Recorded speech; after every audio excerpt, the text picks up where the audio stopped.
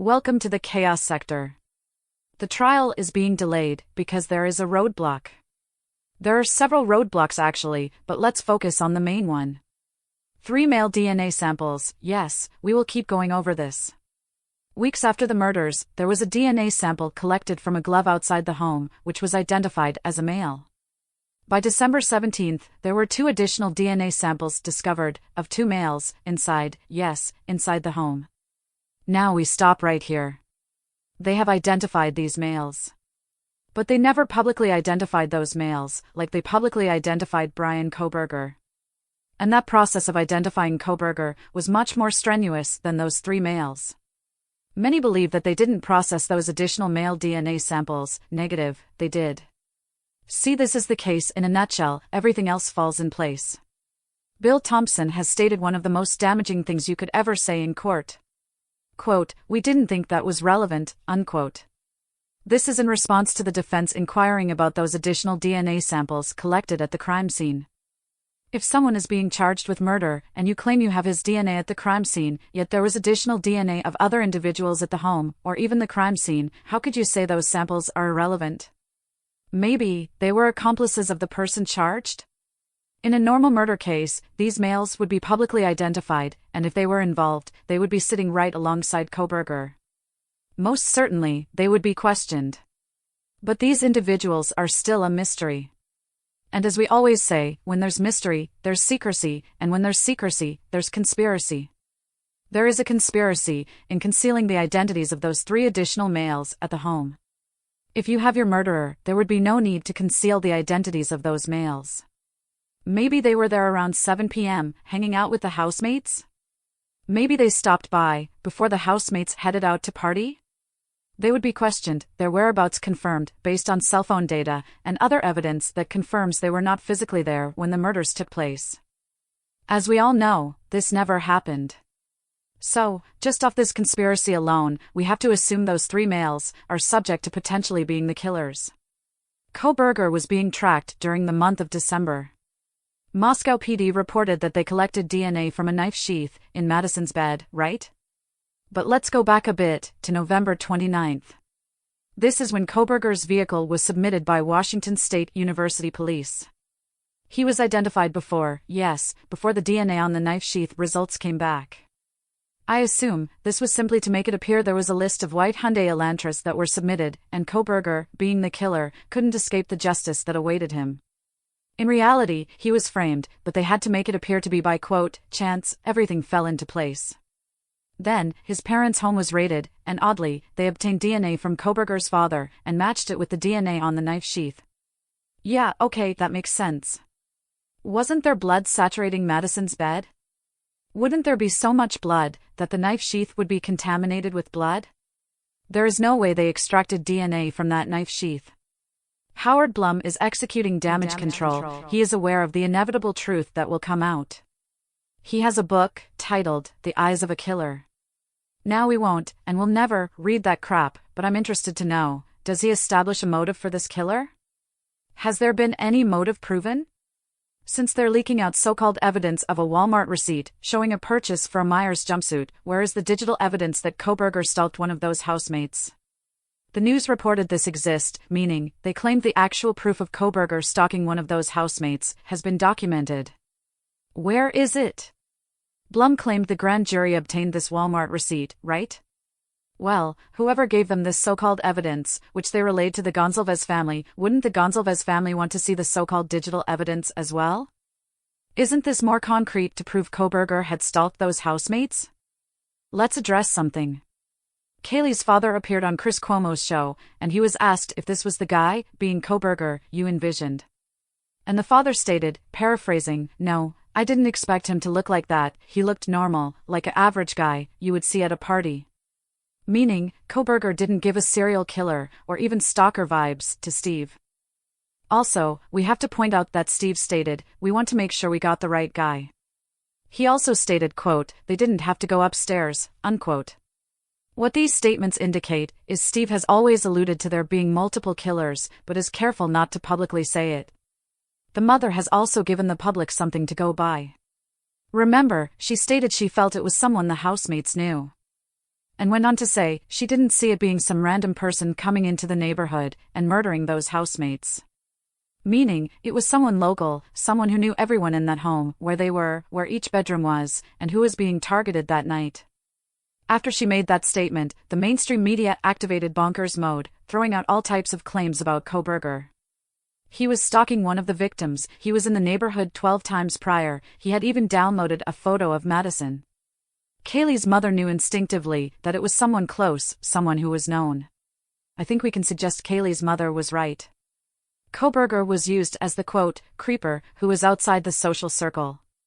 A criminology student, also a teacher assistant, had a bachelor's and a master's degree, somehow found the time to lurk around in a college neighborhood, which would require him to travel back and forth between Pullman and Moscow, despite being a teacher assistant at WSU? This was caught on camera? Which camera was this caught on? Linda Lane surveillance? The next-door neighbor's camera? Nothing, absolutely nothing exists. Like we have mentioned time and time again, they do not have any evidence against Kohberger. The only thing they have is the one thing that is about to be exposed. And that's the DNA. Kohberger stated early on that DNA found on the knife sheath was not his. Many saw this as the killer simply denying the evidence against him. But if you have followed this case, and even our breakdown, you see why Kohberger stated that. Because he knows he has been framed. And he more than likely knows why he was framed, and who was involved in framing him. WSU Kim referred to the body cam footage of Kohberger being stopped in Indiana to point out his coat for some reason. But what I noticed was a calm, normal guy with his father. He didn't show any signs of previously stabbing 4 college students to death. He seemed very composed with the authorities, as opposed to someone who had just massacred college students. This would be about a month later, and if he was guilty, his instincts to escape would kick in. He wouldn't know why he was being stopped, it could be to check his vehicle out, right? He would crack under pressure and speed off. That's just my opinion anyway. In addition, did the authorities have K-9s inspect his vehicle? After all, they claimed the vehicle was a quote, rolling crime scene, or whatever they said. The K-9s would sniff out the scent of blood, despite it being cleaned by bleach. Because you can't get rid of every speckle of blood, something will be left behind. No blood was found in the vehicle. And if Howard Blum claims that Moscow PD speculates that Kohberger got rid of the Myers jumpsuit, which would explain the lack of blood evidence in his home, and even his vehicle, how in the hell would he take the Myers jumpsuit off, without blood being exposed in his vehicle? Did he take the Myers jumpsuit off before he entered his vehicle? Surely someone would see him doing this, right? Even still, if he took the Myers jumpsuit off before entering the vehicle, he would contaminate his vehicle with blood traces by touching the trunk of his vehicle and placing the Myers jumpsuit in a bag and throwing it inside the trunk. Now, even without this alleged Myers jumpsuit, how could Kohberger avoid contaminating his vehicle with blood, even with gloves on? Did he drive back to Pullman with the bloody gloves on? Oh, he took them off? Then one hand will be contaminated with blood, and he isn't at home, so his door handle, the steering wheel, heck even the gas pedal, all would have traces of, that's enough. It's ridiculous, that's why. Let's break that down a bit more, because this hasn't really been talked about, especially from the mainstream media. Kohberger would drive to the home, draped in his Myers jumpsuit, mask over his face, and surgical gloves. Stabs 4 housemates, exits the home, and I guess he took his Myers jumpsuit off, placed it in a duffel bag, or trash bag, took the gloves off, and also placed that in the trash bag, and proceeded to drive back to Pullman. Mysteriously, nobody saw any of this in the neighborhood? Nobody saw a man coming out of that home, with all of the screaming, dog barking, yells, and loud thud noises? Notice how there were people all out an hour prior at 3 a.m., yet it was completely silent around 4 a.m.?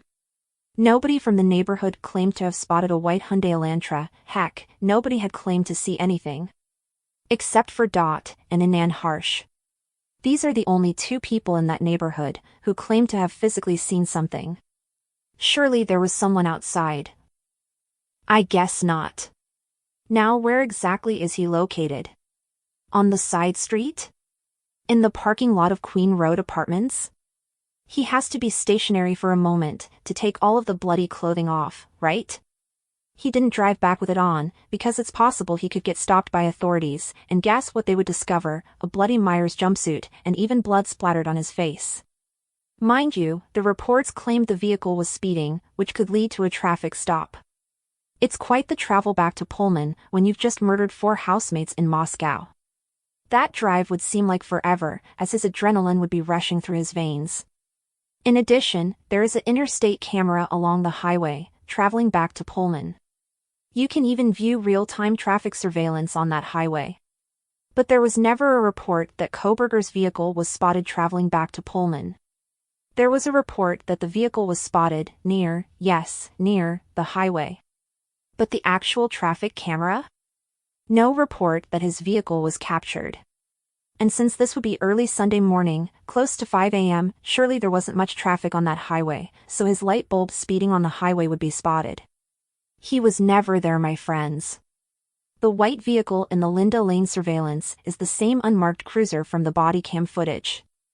The murders occurred around 3 a.m., someone called 911 perhaps a bit later, around 4 a.m., and authorities searched the area. There was an attack in that alley of Queen Road apartments, and this is why the unmarked cruiser drove back there. But the suspects had already left the home and the area. It was completely silent around 4 a.m. And let's not forget the black vehicles circling Queen Road apartments. This would be from 3:30 a.m. to 4:07 a.m., minutes after the white vehicle was spotted. I would assume the circling around the apartments is someone monitoring the victim's home. Could it be Emma Bailey? She drove a black Toyota Corolla in the body cam footage. Based on Dot's accounts, Emma was associated with those housemates. Dot claims she spotted Dylan, as she knew it was her, because she's quite tall.